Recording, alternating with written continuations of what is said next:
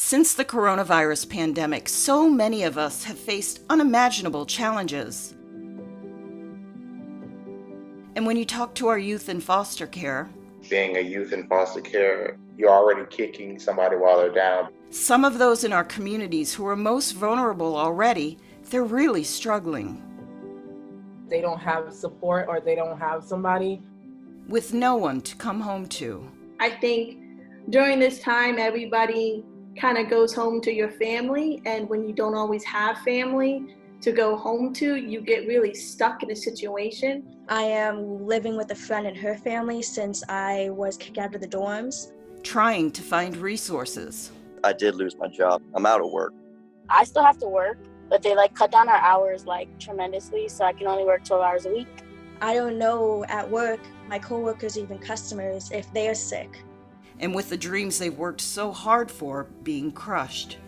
I graduate in less than a month. Everything has been canceled for me. I got invited to the Peace Corps, but that's been postponed.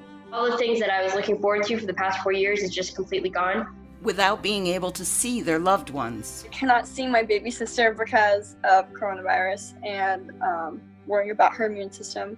Including their younger siblings who they may have cared for growing up.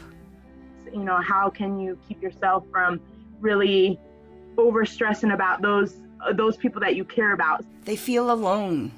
like being home alone, and not having an immediate family. And they're scared. This disease overwhelmed the situation and exacerbated. For those kids that do not have a forever family, that are either in a group home or who are aged out of the system, it is taking a very big toll on their mental health. While there are many agencies and volunteers ready to help them, our nonprofit community in Broward County is amazing, and they are doing their best every day. There's something else we need. The one thing that we've struggled with and we continue to struggle with and we really need to solve is we need more foster parents to serve sibling groups and to serve teenagers. It's just feeling alone, I'm facing this alone. These children need a constant in their lives, someone who is there for them day in and day out. And that is precisely the role of a foster parent. However, even before this crisis began, our community was already experiencing a shortage in foster homes. We always need foster parents of every kind because thank goodness we have so many wonderful people that turn into adoptive parents. And once they become adoptive parents, we lose that foster parent capacity. Leaving many, especially teenagers, in shelters or group homes with no connections or ties to fall back on. It's important that, people have somebody out there that's willing to step up and be that voice for somebody else. My foster parents were blessings to me. They took the chance of taking in younger kids and older kids. They didn't have a set limit on age.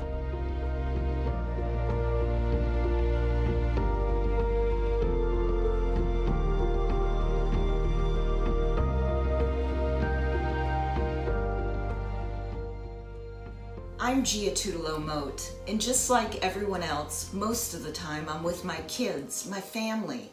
Just like most of you out there, trying to work from home and take care of those who mean the most to me. Well, not all children have that. A parent, a home to call their own. Some children in foster care live in foster homes and have a foster parent. That's someone who's dedicated to temporarily caring for a child who can't be with their own families. It may be a child or sibling group that's been removed from their home due to abuse, neglect, or abandonment, and is waiting for that situation to improve so they can return safely, find a relative to take them in, or they may be waiting for a forever family to adopt them. Either way, it's foster parents who make a tremendous difference for our children in care, and that's even more apparent now during the coronavirus pandemic. We paid a virtual visit to some of them to see how they're making a difference in the lives of our kids, including Sarah, who fosters with Cayuga Centers. Now you can click it. My name is Sarah, and I am a single foster mom here in South Florida. I specifically take in sibling sets, especially boys. Allowing the two brothers who are currently staying with her to live together. A baby boy is staying with her at the moment as well. Whereas I used to be a full-time single working foster mom, I now am homebound with all three of my boys. Providing a safe environment through this crisis. A lot of kids in care need to have a sense of consistency and knowing what comes next during this time. That's something that we can't really answer. My 9-year-old, who's very bright, said, hey, why don't we come up with a schedule like we have at school? And he developed it and I tweaked it a little bit. My boys are very athletic and that's a huge part of their lives. Their daily schedule includes active breaks, schoolwork, and an afternoon walk where they get to open up. A million questions about what's going to happen, what's going on. I can't answer the big questions, but what I'm able to do is point to the schedule and say, well, for these next 6 hours, this is what our life is. Among the things they don't know is when they'll get to see their birth mom again. So Sarah also schedules meetings for them online. Fostering, especially in South Florida, the need is huge for foster parents. And if we don't have foster homes, a lot of the children do end up in shelter or group homes. Instead of a loving foster parent of their own to help them make sense of things during these uncertain times. Somebody they can bond to and attach to, which is crucial for emotional health. So a foster parent is there for that child, specifically living with them, just the way a birth parent would be every day. We as foster and adoptive parents offer these kids a lot of stability. And in a time like this, anxiety levels are off the charts, especially kids from hard places. We've had to get a plan for an unforeseeable time. As for Gary and Joy Rivers, the children in their care were getting ready to go back to their birth mom. Now that process has been halted. Which is pretty destabilizing that they don't have an expectation of the next time they're going to see their mom. So they are there to support the children, to handle the hardship and disappointment, and to try to lift their spirits. We committed when they came here to always tell them the truth, even if the truth was tough. It still takes them some time to adapt and to learn what that new expectation is. So it's just a constant resetting of the expectation. It's very uncertain for everybody, but the message, the safety message that we get to send them, that you are not alone. I think applying structure and routine has really helped. Having an older child who is sort of independent, helping me with the younger child has been a really big blessing as well. Jonathan is also caring for siblings while sheltering in place. I've actually fostered 2 other sets of siblings. They since reunified with their birth mom. As he juggles work, school, and play, Jonathan brings them the love and care all children deserve. Homeschooling is unique. He's doing his best to give me his full attention, and I feel like he's learning very well. It's going much better than I would have expected. We, as a family, take a walk. Been taking family conditioning classes through live video. This past Saturday we did it, and the baby was not having a nap in any way, so she actually participated in the class with us. It was very funny. And doing everything in his power to keep their case plan right on track. I have not treated any of the kids that have been in my care any differently than if they were my biological child. I fight tooth and nail for every service that they should be receiving. Everything that I would possibly do with a biological child, I have done with every child that's been in my care. Another huge concern right now is what may happen after the coronavirus crisis. And that's why local agencies headed up by ChildNet are ramping up efforts to recruit and train more in our community. One of the things that we're really worried about with the COVID-19 situation is the fact that there's so many kids home and there's so many kids isolated, and there's so much anxiety out there among children and families, and there could very possibly be more children that enter the foster care system. Another concern is foster parents who are looking after children right now may get sick and not be able to continue. I tested positive for COVID-19 a few weeks ago. It was scary because with this virus, you never know what's going to happen the next day. Leaving even more children without care. I mean, I was exhausted, terrible body aches. I could never imagine having kids running around and having to take care of them. Some of our older generation have retired and taken them in. And so the risk factors that sometimes complicate their health, especially with COVID. Some of our current foster parents are empty nesters or even grandparents who are caring for their children's children while they're trying to get their lives back on track. The coronavirus puts them in a position to make a decision, how do I continue the care and not expose the children that are with me at this point. Currently, we don't have the capacity in foster homes to be able to serve an increased number of children in Broward or Palm Beach County. And so one of the things that we're doing to respond to that is bringing the training online. Mark Doge, president and CEO of Kids in Distress, headquartered right here in Broward County, was the first in the nation to get approval to conduct classes online. Can everybody else see everybody else on here? That means that we can serve families throughout the Tri-County area for those folks that want to be involved and want to be a foster parent. And he wants to encourage anyone who is able and has a heart for children to sign up.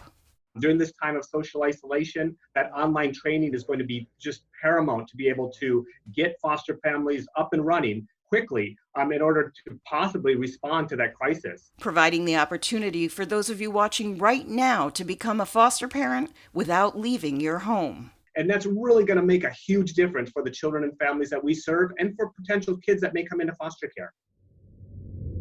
For now, agencies like the Children's Harbor in Pembroke Pines provide safe shelter for some of those children who don't have an individual foster parent. They also provide support for teens leaving foster care and families in need. Families all across Broward County are struggling, and our family support counselors are literally available to them 24/7 to walk them through, to navigate them through their anxiety, to connect them with resources. At the same time, their main campus, where dozens of our local children call home, remains open. We have 36 kids here in Pembroke Pines. 12 of those kids are children who are parenting their own infant child or are pregnant themselves. These are children who've suffered abuse, abandonment, or neglect, and the people who care for them spend time away from their own families to provide support to ensure their safety. To be a foster child in a time like this, when there's so much chaos and uncertainty, I can't imagine the pressure and the internal cyclone that is going on inside of our kids. So we're trying to keep things as positive as we possibly can and wrap them with as much positive engagement and support that we can. The moment the stay-at-home order was issued by the governor, we realized that we had to make some very quick decisions at JAFCO. JAFCO in Sunrise has also kept its doors open. Their mission is to care for abused and neglected children and for those with disabilities. The Village is a home for children who've been abused and neglected, and they actually live here. So those children have been here, they're going to school. Our staff have been amazing. We have no illness so far, which we're so grateful for. Taking on the responsibility of caring for these children with joy, pride, and love every day, no matter what. Exercise classes after, they're going in the pool, they're playing basketball, they're doing yoga, they're doing arts and crafts. All our donors are sending in food, and one of our donors decided that he was going to give us to buy toys. The beautiful thing is that the children are seeing all of this coming, and they know that it's from the community. Just so grateful because we had to cancel all of our fundraising events. Simultaneously, the Children's Services Council of Broward County and so many in our community have been working around the clock to improve the lives of children so they don't end up in foster care in the first place, starting with the most basic needs. We had a challenge because during spring break, the federal food program that normally would serve children during the school day, that food is not available during spring break. And with the current crisis, it puts children from struggling families at risk of going hungry. We've had to step up in a lot of creative ways to make sure that food is available. Many local agencies have come together to help ensure all of our children have access to food. The school district has loaned a lot of resources during this time and a lot of leadership as well to make sure that our children are fed. With all hands on deck, the plan is to continue these services throughout the COVID crisis. With a GIS map to find a food distribution site near you. One of the important roles as the Children's Services Council is bringing people together to solve problems relating to children. On our website, we have collected a slew of information, resources for families. So throughout these weeks, we have been working with our partners throughout the county to ensure that children's needs are being met. From the most basic of needs to mental health and emotional support, child advocates are playing a pivotal role in the lives of children and those who care for them. When I can get out of the house again, I want to go to school. Has it been hard to be at home? Mm-hmm. Ashley and her husband are foster parents. Ashley is also Forever Family's point of contact for those looking to become foster or adoptive parents and those who have already committed to making a difference. I help support families, encourage them to ask what they need. For some of our families, that's been sending paper towels, just talking them through behaviors over the phone if they're having a child that's really struggling. And foster children especially are really struggling, needing more support than ever. There's a lot of heightened anxiety. At home with the children she cares for, and in the homes of those caring for children in need. To coach them and work with them and give them as many supports as I can to help encourage them. So if you know a foster family, reach out, asking what it is that they need and asking if there is any practical support. Like Ashley, so many in South Florida and around the state are reaching out as much as possible to provide care for not only minor children in the system, but also for those who are young adults. Just before this all started, child removals from their homes were at an all-time low. The numbers in Broward, which have been low the last couple of years because of great work in the community by the sheriff's office and by our behavioral health care providers, our safety management providers. However, uncertain times can drive up those factors that lead to domestic violence. Exacerbated by both stress and isolation. And hello, that is what's happening right now. That is the current environment that we're living in. And it's making children at risk of child abuse less visible. They are also isolated in homes. School was their getaway card from the stuff that's going on in their home. With children not in school, with children not in child care facilities, those are usually the major sources of reports for child abuse in Florida. And so with kids not in those settings, we're all a little worried that maybe we're not seeing everything that's going on.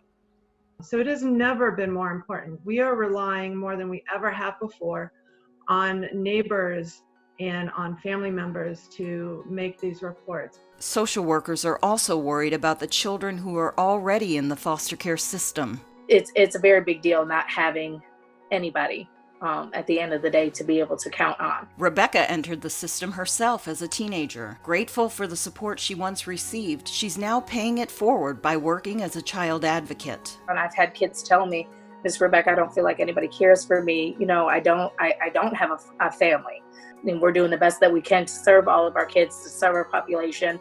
They're making sure that they're connecting with their children and the families.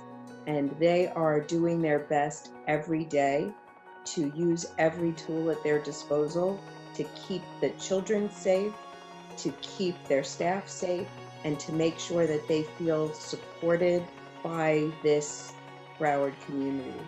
At a time when even the smallest of things can become overwhelming when you're growing up without a family. We're really just working to help them meet their basic needs. These small things have become big things now, and it's quite overwhelming. I actually personally today spent pretty much my entire day searching for basic things just for some of my youth to feel like they're a little okay. Stability at school and stability at home are crucial in a child's development. A lot of children in foster care don't have that as they bounce from home to home and place to place. Often their only constant is their siblings. For that reason, the older child often ends up acting as a caregiver. That was a part of John's story growing up. Like, we're no different from anybody else because, I mean, we're normal teens. Like, we pretty much just, the only difference between us is that we're in foster care and other teens aren't. Like so many teens who don't have foster parents, John grew up in a group home. The vast majority of young people in South Florida that are in group care and shelter, and in good group care in many cases, but still not necessarily in a family setting, which would really be best. I feel like I could have done more, like had an actual like childhood, like go out, have friends, do things that normal teenagers normally don't do being in a group home. Now that he's 18, he still wishes he had that connection. Yeah, it's very hard coming out of the foster care system and being 18 and just going on like living by yourself, because it's like you're not used to it. So you need that kind of support there for you to help you along the way, because you don't really know everything yourself. Foster parenting in general to any child, regardless of the age, is it's a very important thing. It's very big. We need that stability. In contrast, Rebecca was in a foster home when she entered the system. They were loving, caring. I stayed there after I turned 18. I was still in high school. She got a college education, came back and worked for us to help the same population of youth that she was a part of. So she is our success story. A lot of times when we enter into care, we're coming from a dysfunctional family. So the normal way of raising children, we're not used to that. So it's very important to have that stability, to know that at the end of the day, yes, I'm coming here with baggage, but having a good foster parent, that person's accepting the baggage, helping me unpack it and put it away. That makes the difference between a crisis and a success. Everyone needs a support system. Just part of being human beings. We all experience times of trial. And Rebecca's foster parents were willing to open their doors to anyone who was in that moment in their lives. So we had babies that we would get in the middle of the night and we would help our foster parents with. I actually have a foster sister that she's like my sister. I'm still in contact with her. And that contact is crucial, knowing that you still have that someone special on your side. We still keep in touch with quite a few of the children that have left our home and gone back to their families. Foster moms Linda and Maria cherish the memories and the relationships they've created through foster care and adoption. We try to be a positive influence for them and be a support system for their biological families. And we really consider it being like an open relationship where we can establish communication and maintain communication and be there as support. As they've worked not only with the children, but also with their parents to ensure their safe return home. There are some real champions, situations where foster care has been a positive influence on the family. Plenty of memories, plenty of opportunities to teach them and to watch them grow. We provide love to all these kids that have gone through our home. Just as much as we affect them, they affect us. All the stigma and all the stereotype that you hear is false. The kids are great. They just want love and support, and they come into your home and they just crave attention and love. And if you give that to them, it's successful and it's amazing. And what you get from the experience is so much more than you give. The impact a foster parent can make on a child is immeasurable. Just somebody that you can depend on, especially if you're coming out of a home that you're not going back to. And a lot of times when our teenagers come into care, they're not going back home. They are going to either be adopted or go with a relative, or they're going to age out of licensed foster care. Sadly, many times these children never get to go back to their birth families, making the connection with a foster parent that much more important. We're not asked to be put here. You were not asked to be born. You were not asked to be born into the family that you were born into. But because of the impact that it's had on my life, this is what I chose to do. Her experience in a loving foster home helped set her on the right track and also motivated her to be there for others who were in the situation she was once in. Additionally, Rebecca is planning to attend training to become a foster and adoptive parent herself. I think anybody can really do it. All you have to do is basically have the time, have the dedication, and be willing to open your hearts up to a kid that they so greatly need it. And then you'll find that it is not only rewarding for you, but you'll see great changes in these children. We are actively recruiting foster parents. We serve all children, all families, and we welcome everyone here. Regardless of your age, income level, marital status, or sexual orientation, you are welcome to sign up to learn more about becoming a foster parent. There's not many limitations on becoming a foster parent. You just have to go through the education and the courses and the training and stuff. And single people can foster just like married people, and single males just like single females. Anybody can do this, and just gotta put your fear aside and jump right in, and you'll be rewarded. Absolutely. My parents instilled in all of us to not think of just yourself, but think of someone else. And I would say to them, come outside of who you are and just you, and connect to those who are not as fortunate as you are.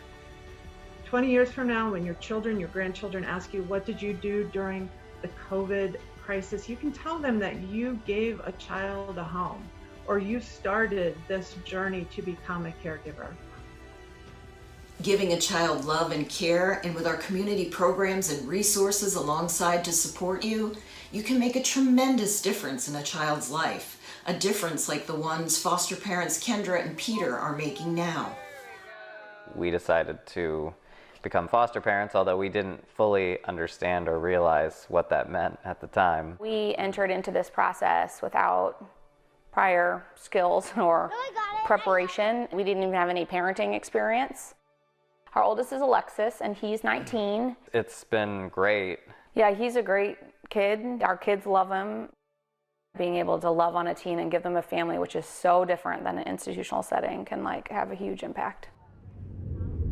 When I was in foster care, before I came to my dad, I couldn't do anything. And so when I came to my dad, I finally got to see what talents that I had in sports and stuff. His life was forever changed when Steven, who was his foster dad at the time, saw his Forever Family video. It wasn't until I saw you interviewing him and it aired that I was like, oh my gosh, this kid has described of what he wants. It's what I already have. And it's been no regrets. As you can tell, we've been going all over the world, and it's really fun. And I'm glad I have a dad that's always with me. We took some time off, and then when he was ready, he's like, Dad, I want to help other kids. And together they've opened their home to children in foster care who need a place to stay temporarily. When you're in foster care for a while, it's really sad for the kid that's in foster care because he or she wants a dad and a mom that's there. To see Quinton now sharing with other foster kids who are coming in, hey, I've been in your place. I know exactly how you're feeling, of feeling lonely, of feeling rejected. Let me teach you what I've already learned here. As things around South Florida begin to open back up, one thing we do know is that as we try to find a new normal, many children in our community will need loving foster parents to come forward and care for them. We hope that you will be inspired to make a difference, share this message, and get involved. We can all foster hope.